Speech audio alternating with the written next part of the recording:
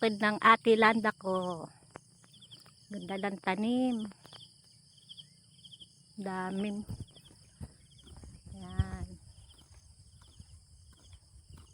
Yan, nagtanim siya ng kamuting kahoy. Sobrang sipag ng kapatid ko. Sa lahat nag-iintindi ng kabuhayan. Kasama si Kuya Lino sa pag-aalaga naman ng baboy. Tulong-tulong ba para sa kaunlaran.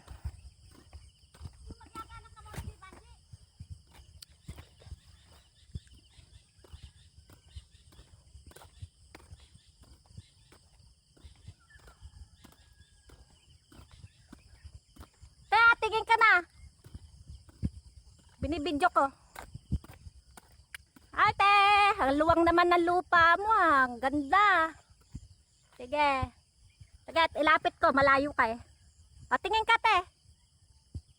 Tingin ka. Malayo. Sige, pagbalik mo na lang uli. Ang daming palay. Sana maraming anihin para makabawi sa puhunan. Ito yung daan papunta sa kanila. Ito naman kay Ate Celine Bukid. Maganda rin. Yun, papunta sa amin. Tundaan na ito. Yun, yung kanto.